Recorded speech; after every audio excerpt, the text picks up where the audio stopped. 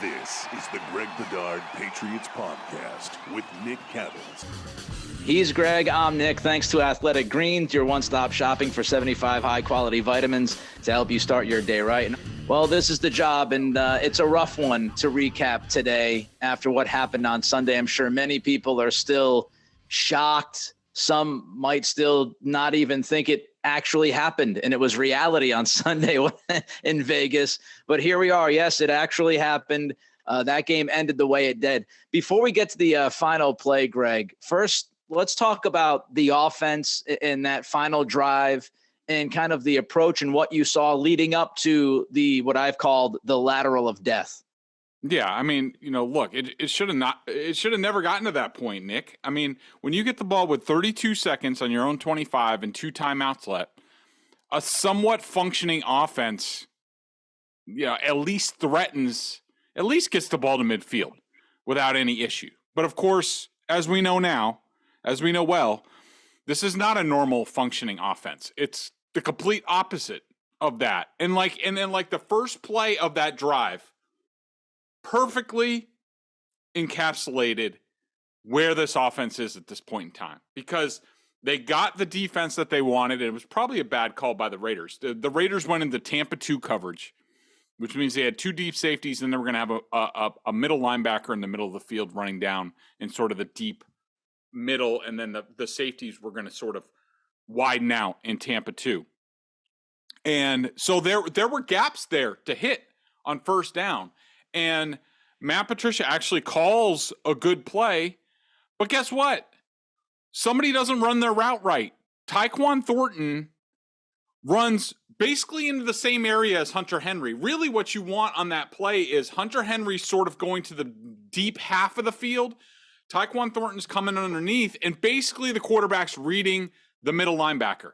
If the middle linebacker goes to the shorter route, which he normally does because the play's in front of him, then all of a sudden Hunter Henry catches the ball. It's like a 30-yard gain. Here they are at midway, timeout, ball, 10, 15 yards from game-winning touchdown, field goal.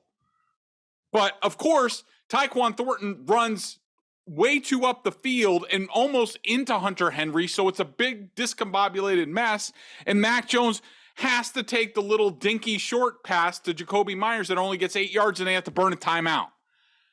And it was just stuff like that over and over again. And I was just Nick, I'm done. I'm done watching this offense on film. And I think the players are in the same boat that I am. We know Mac Jones is.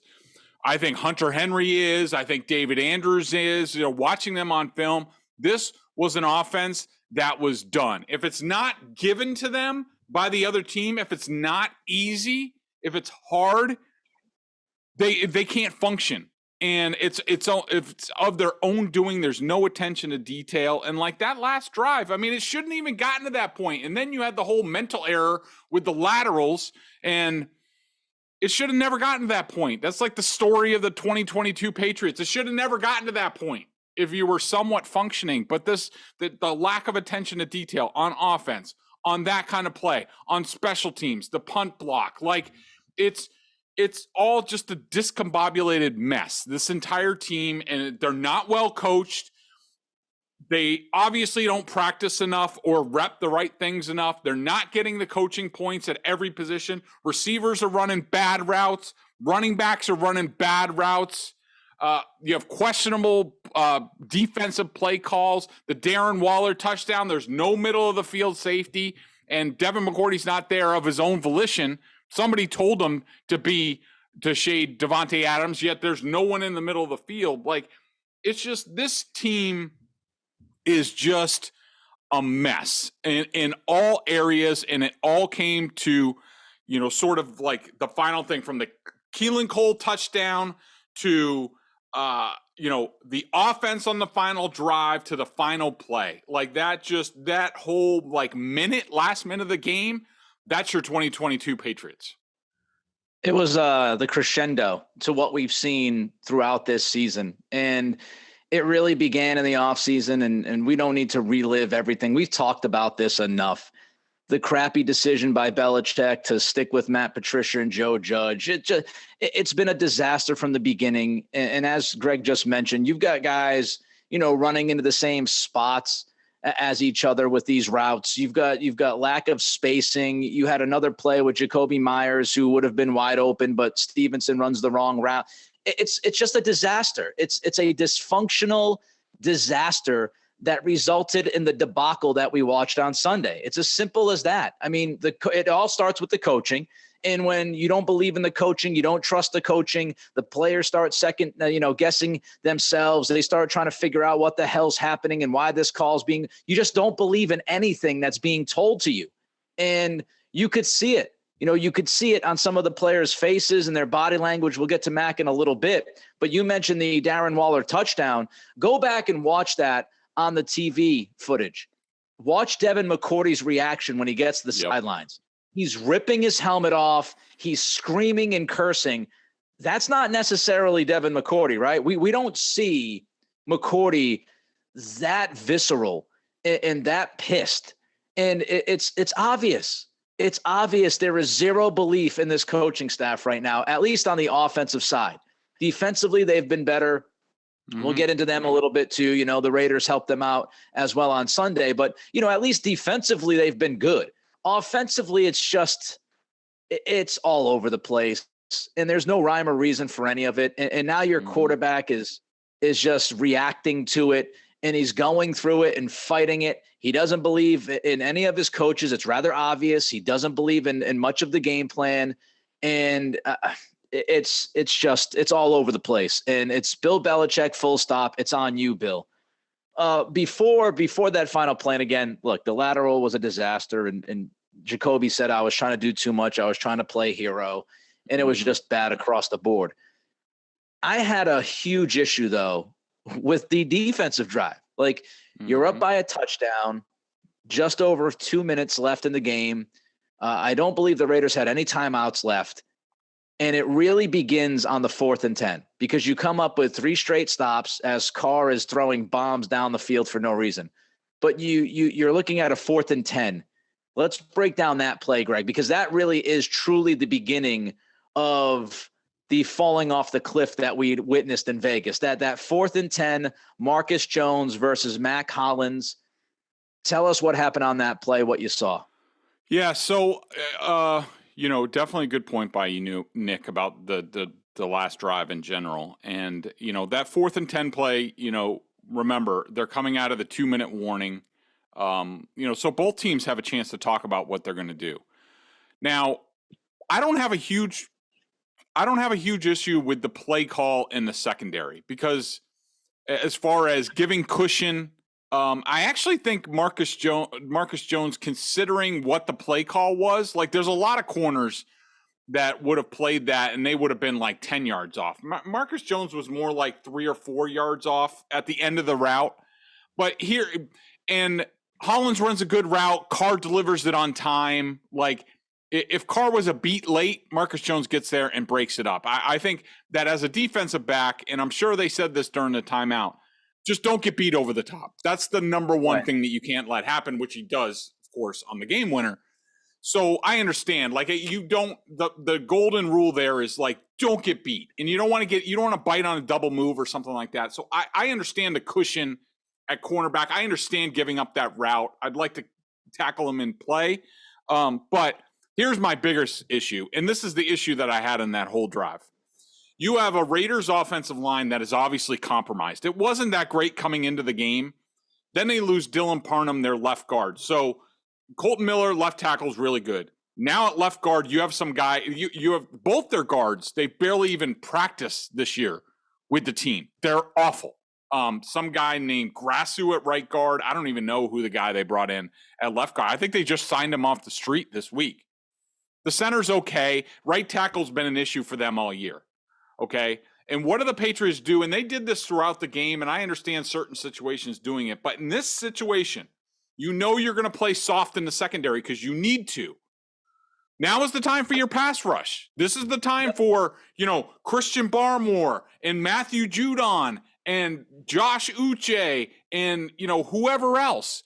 And what are the Patriots doing? They're hitting the tight end coming out like repeatedly on this drive and taking Uche and Judon out of the pass rush, where They're rushing 5, but the 5th is coming really late. The Patriots should have been dialing up their best 5-man pressures. They want to throw to the tight end in the middle of the field with no timeouts. Let them. Who cares? Like, you gotta end the game with a sack at some point in that drive. You, as a defensive coordinator, you have to know that, and you have to call that and get them out of this. Let them throw to the tight end. I don't care. And that was my issue with the whole drive on defense, including that play. The pass rush, you were going to have to get a sack to win that game. And the Patriots didn't get a sack, and that's why they lost that game. Hideous. And in the second half, you played so much better because your defensive line started to eat and get pressure on Carr, and because you started to run the football. Matt Patricia, why don't you understand what your team is? Why don't you get this, Matt Patricia? Can somebody on the staff sit him down and tell him your best player is Ramondre Stevenson, you joke of an offensive coordinator? What against the Bills? I tweeted this out, and I'll get to the defense in a second, but I just got to lose my mind about Patricia. Against the Bills, you called 13 runs. You incompetent joke. If you watch Saturday night, and Greg and I talked about this before the game, this is not hindsight. This is not Monday morning quarterbacking. The weakness of the Buffalo Bills defense is the front 7. They're soft against the run.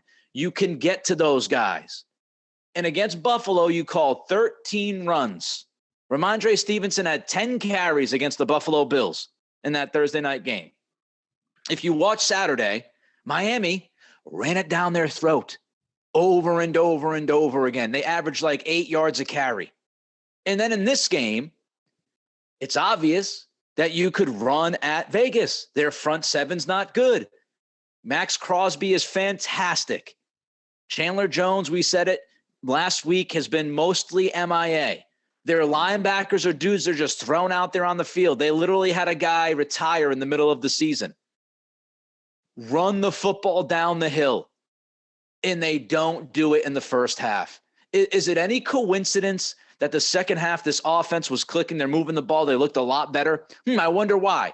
Because they were giving Ramondre Stevenson carries. They gave the ball to Pierre Strong. Matt Patricia doesn't get it. He hasn't gotten it since day one. Now, as far as Nick, the defense, two other things real quick on that. Sure. Tyquan Thornton, who doesn't know where he's running half the time, is playing 90% of the snaps, and Kendrick Bourne, who the quarterback obviously really likes and has been here for a couple years, plays 11 snaps in the game. That's a joke, and you were exactly right. We talked about it coming in. The Raiders are terrible in the middle of the defense. Like this was a game where all you need to do is roll out the Bailey Zappi Cleveland Browns playbook. Like, you can run every down and then run play action after, setting up the run action, and then you'll have a guy wide, naked, open. Did they ever do that in this game? No, not even close. Why? Because the offensive coordinator is incompetent. Stinks out loud. And we'll get to Belichick and the stuff and the decisions he might make in this offseason, and I think he better make this offseason. But it's a joke. Look, I'm not telling you I know everything about football. Clearly I don't. Bill Belichick has been coaching the game for 175 years. I get it. But when Greg and I can come onto this podcast and we can tell you, Greg watching the film, I have watched every single Raiders game this season painfully. When we come onto this podcast and we say, this defense is weak in the front 7, you can run the football against them. And then you see your offensive coordinator go out there and do the exact opposite. I don't know if they're overthinking it or he just doesn't get it on the fundamental level. Like, it is so ridiculous what they're doing week after week after week. It's like, is anybody on this coaching staff watching the film and saying, hey, they can't stop the run. They're not very good against the run. Hey, I think we can go downhill with Ramondre and give him 20 to 25 carries. And if Ramondre can't have 20 to 25 carries because he's dinged up, then, and he didn't look too dinged up to me the way he played, but if that is the case, Pierre Strong has looked pretty good. Kevin Harris actually looked pretty good the last few carries he's had. Yep. So what the hell are we doing? Oh, and by the way, I don't want to curse. Greg tells me not to curse on this podcast. the goal line stretch you saw, fire it into the sun. That was the most embarrassing set of circumstances that I have witnessed. Matt Patricia, you have Ramondre Stevenson. You are about a yard away from a touchdown. It's 4 down territory. Give the ball to your best offensive player. Don't overthink it. Ramondre Stevenson should have been given 3 carries in a row and just bludgeon him up the middle. The Raiders aren't stopping him 3 times in a row with Stevenson. Run the damn ball. It's not rocket science, no pun intended, with Patricia, who's apparently a genius with everything but offense and being a head coach. Like, what the hell are we doing? Ramondre Stevenson's your best player on the team offensively, and you're on the 1 yard line, and you give the dude the football once. Well, let's talk about Nick, the quarterback. Remember how Bill said earlier in the year, like, asked about offensive changes, like, it's not like we're going to run the wishbone or something. The Patriots literally could have run the wishbone in this game and never passed. They could have been like Oklahoma, Barry Switzer's Oklahoma team or something, and they literally would have won this game going away. But especially on the goal line. You're right. They just could have kept inching the ball forward, and they would have scored. But just run the Mac QB sneak. That worked. Seriously. If Jonnu Smith was set. Like, it just, oh my God, it's not tough. It's Matt Patricia. It's not that tough. There's a lot of tough things about coaching football. When you're on the goal line, when you're on the 1 yard line against a defense that can't stop the run, and you literally have one of the best running backs in all of football, and you give it to him once. This is not tough. This is like, it's Madden 06 to me. Like, this stuff is like, these are things that when you're 15, 16 years old. I guarantee you there was a 15-year-old Patriots fan watching this game screaming at the TV going, give the ball to Ramondre Stevenson. Okay. I started taking AG1 because I wanted to make sure I'm getting all my vitamins and nutritional supplements I needed in one place. Now I've been on it for 6 months and I love it. Just had it this morning to get ready for this pod and Felger and Mass, because I got to go on with Adam Jones today. Oof. I need all my nutritional supplements I can get. It doesn't taste like it's super healthy. It has kind of a mild tropical taste, a little minty, and I actually look forward to it each morning. So what is this stuff? With one delicious scoop of AG1, you're absorbing 75 high-quality vitamins, minerals, whole food source ingredients, probiotics, and adaptogens to help you start your day right. This special blend of ingredients supports your gut health, your nervous system, your immune system, your energy, recovery, focus, and aging, all the things you're looking for. I take it first thing in the morning. It's now part of my routine, and I'd be lost without it. I love how it contains less than 1 gram of sugar, no GMOs, no nasty chemicals, or artificial anything, while still tasting good. Right now, it's time to reclaim your health and arm your immune system with convenient daily nutrition. It's just 1 scoop and a cup of water every day. That's it. No need for a million different pills and supplements to look out for your health. To make it easy, Athletic Greens is going to give you a free 1-year supply of immune-supporting vitamin D, which will be very handy in New England during these dreaded winter months, and 5 free travel packs for your first purchase. All you have to do is visit athleticgreens.com/Bedard. Again, that's athleticgreens.com/Bedard to take ownership over your health and pick up the ultimate daily nutritional insurance. What'd you see from Mac, Greg?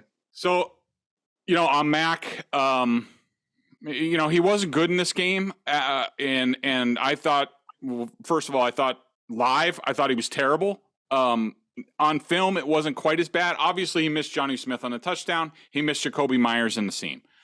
Those are plays you got to have. And, right. It's not good. And with the state of this offense, like, it makes people even more desperate and stands out even more, even though quarterbacks miss those kind of plays, just about every week. Derek Carr must have missed about 6 of those plays in this game. He was terrible.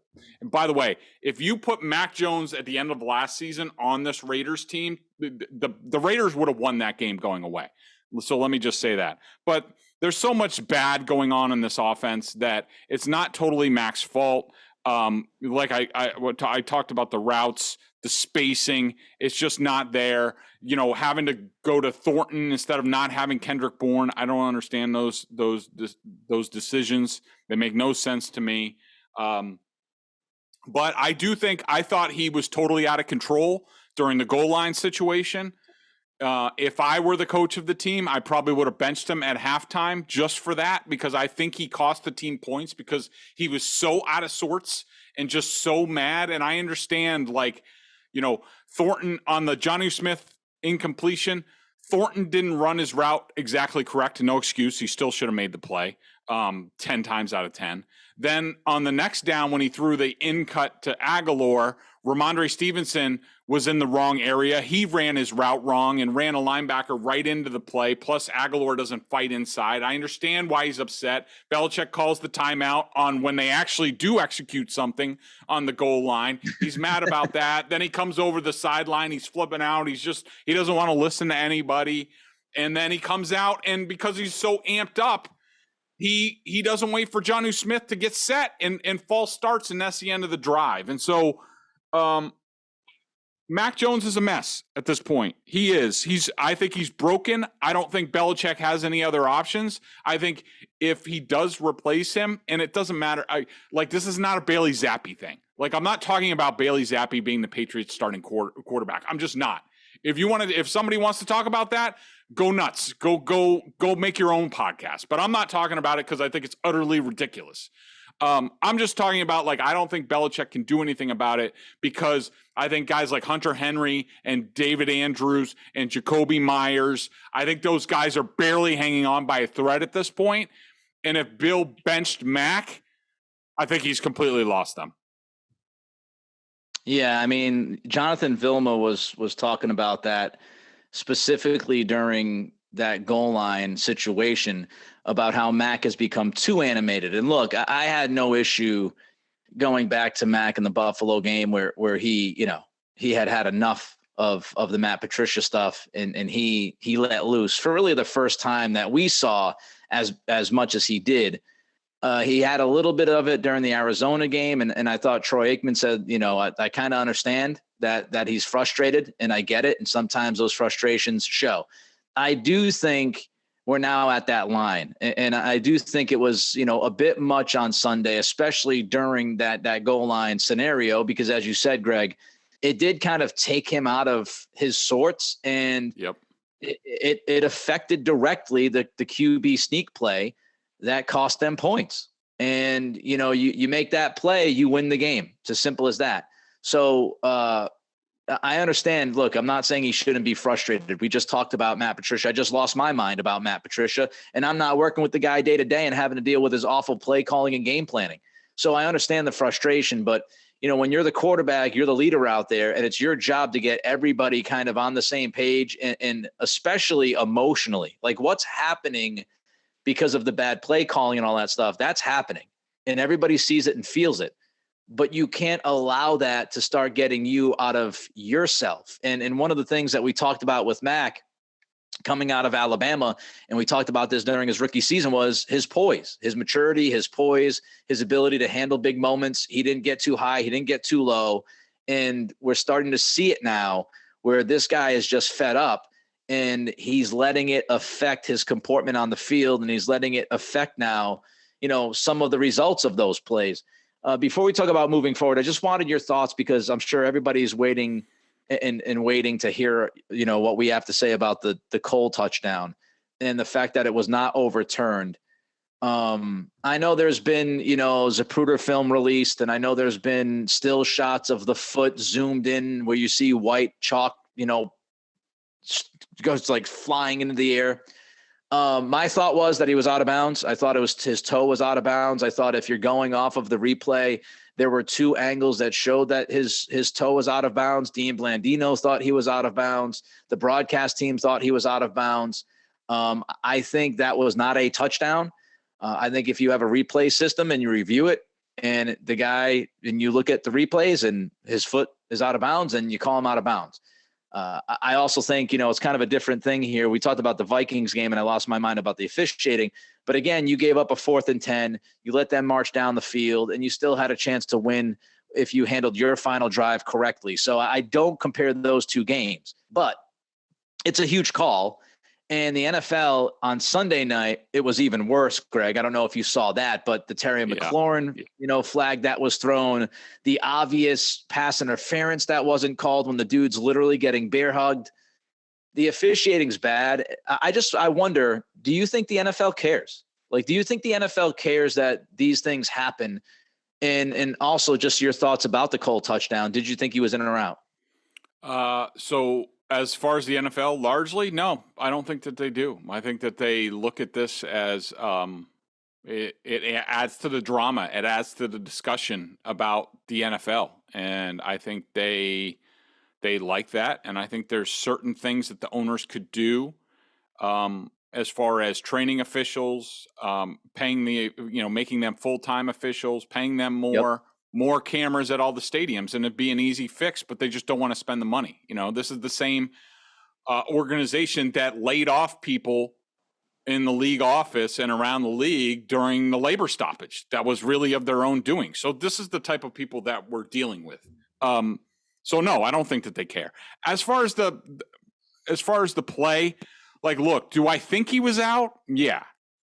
Can I tell you with certainty that he was out? No, I'm sorry. I can't. I don't care how many angles you send me. If it was ruled incomplete on the field, I would have had no problem with them keeping the call on the field. I thought it was extremely close. Nick, you know how I feel about it, and I'm sure you agree. I mean, look, even if it's incomplete there, it's third down, and you still got to get off the field. And I don't think it cost the Patriots this game. Certainly, they, even with that play, we talked about the final drive and the final play and things like that. It didn't cost the Patriots in this game. Do I think it was unfortunate that it went against them? Yes. But, it's part of doing business in today's NFL. It's just the way it goes. There was plenty of fault to go around. So, again, the Minnesota game, to me, the officiating was so bad in the second half. You could look at that game and say, boy, I thought the Pats got hosed on the call against Cole, but I don't think it's the reason they lost that game. You still have plenty of game to go. You could get into overtime, et cetera, et cetera. All right, so let's look at moving forward, really, in Coach Belichick and what's happening. And I put up a poll yesterday, and thank you for retweeting it, Greg, because a lot of people follow you. Not as many people follow me. It's at Nick C Radio on Twitter, by the way. But I put up a Twitter poll because I was just I wanted to know where Patriots fans were after this Raiders loss, because now you're 7-7, you're still in the playoff hunt. But would you rather this team kind of just lose out, improve the pick, and put pressure on Belichick to make some significant moves? Because if you finish 7-10, I do think the urgency is cranked at an all-time high. Or do you say as a fan, nope, don't care, even though I don't think this team really has what it takes to go all the way, I want them to win as much as possible, and I want them to get into the playoffs because, hey, anything can happen. So I tweeted out the poll, and there were over 2,000 votes. Almost 70% of the people who responded said that they would want the Patriots to lose out, get a better pick, and put the pressure on Bill Belichick. And I think, yes, Twitter is overly negative most of the time, but I do think that gives us an idea as to where this fan base is. I think they're as fed up as I am and as you are with some of the stuff we're seeing play out. So with that in mind, Belichick making significant changes this offseason, especially on the offensive side. I know Tom Curran went out there and said that he could see Patricia come back next year as the offensive coordinator. It is my opinion that if Bill Belichick's plan is to bring this circus back, Robert Kraft needs to take the keys away from him immediately. Do you agree with that?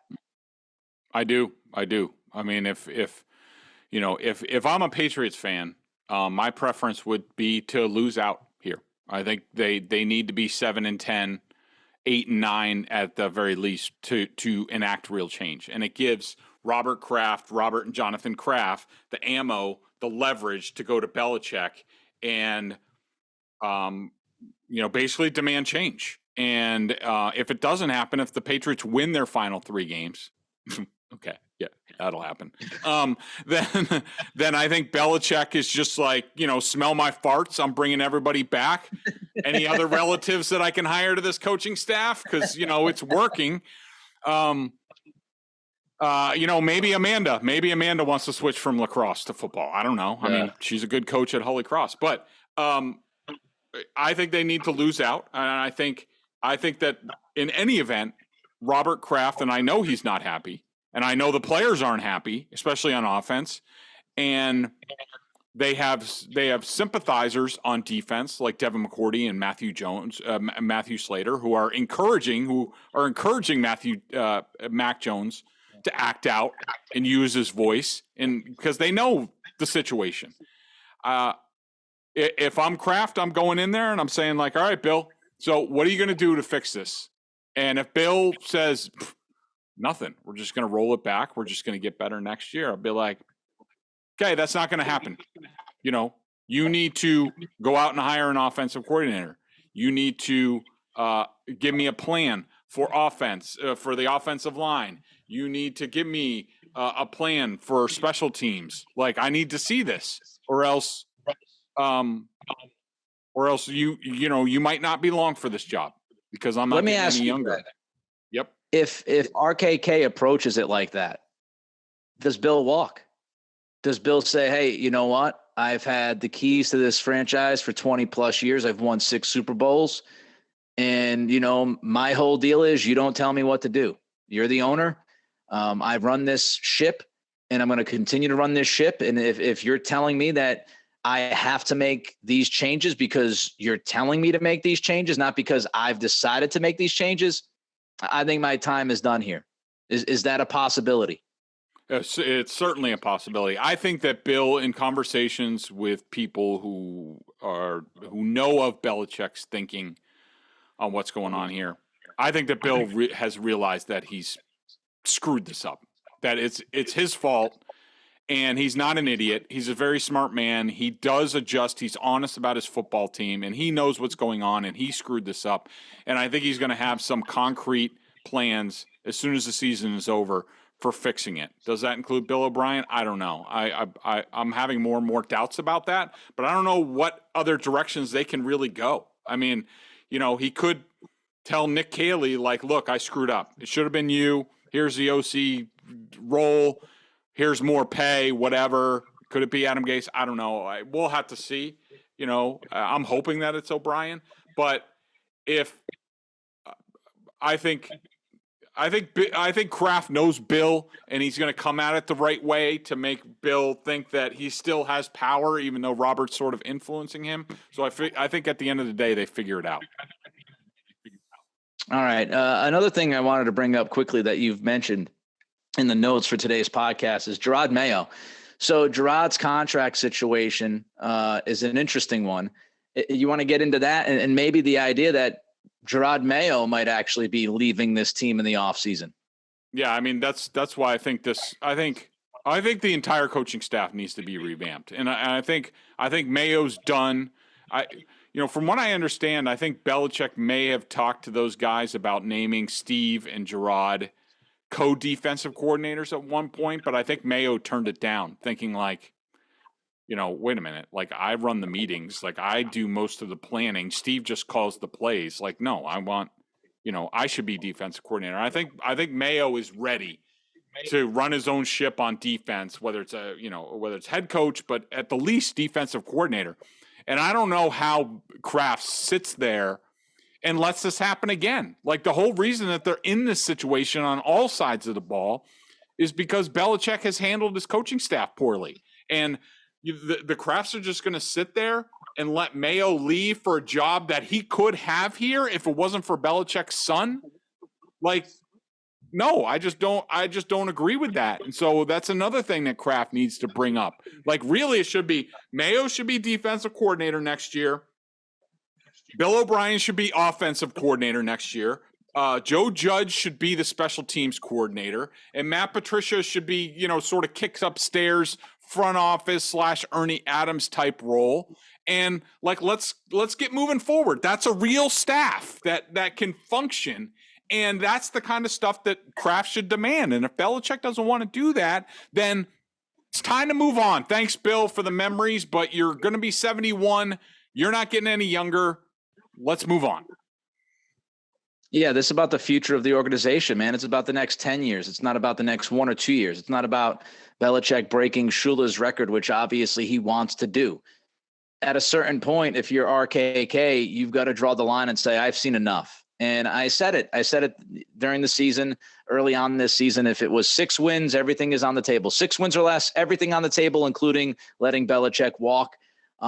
7 wins or more, if it's 7, 8 wins in that category, you've got to do what Greg's saying. You've got to walk up to Belichick and say, look, man, this isn't good enough. However you want to approach it, and if they had won 10 games or 11 games and got to the playoffs, and of course it wouldn't even be a conversation because Belichick would look great.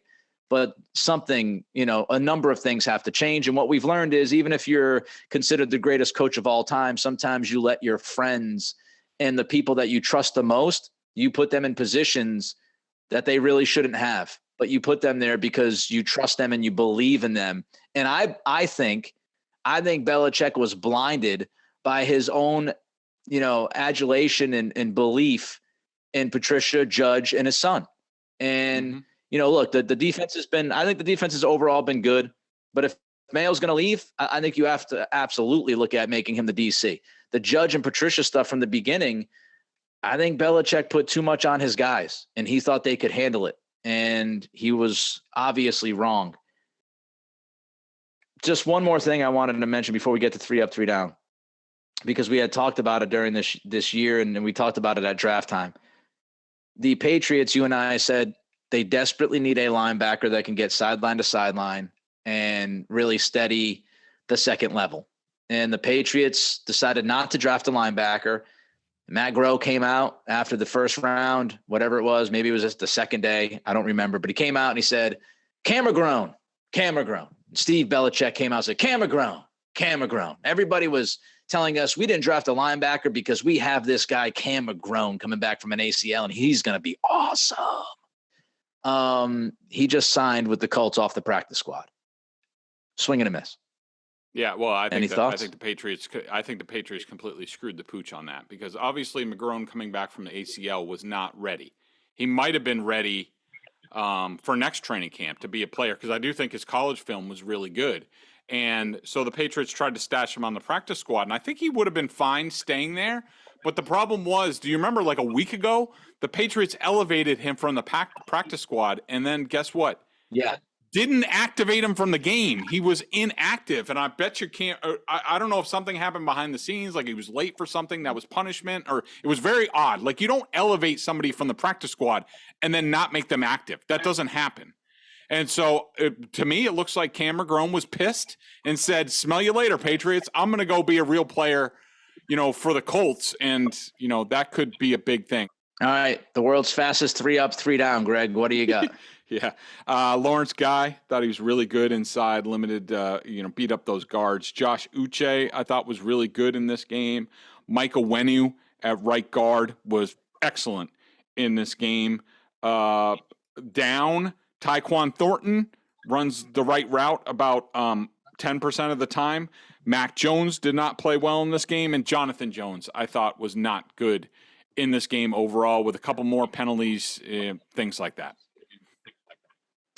Yeah, Jonathan Jones had a pretty rough go of it the second half of this season. He was really good to start, and he's had a number of really tough matchups, but he has absolutely taken a step back from where he was the first 6-7 games of this year. Just to remind all of you, gift subscriptions at bostonsportsjournal.com. Greg, you're running a special as we get closer to the holiday season here, just a few days away from Christmas. If you want to tell the fine people about what you got going on at Boston Sports Journal. Yeah, well, it's $40, great gift subscription. You can literally go on there. If you got a Boston sports fan in your life, you're like, wow, what the hell to get them? Just go over there and literally in about 30 seconds, you'll have an email to send out to them. Boom, they're done. If you're a member, you get a discount on those. So go check those out.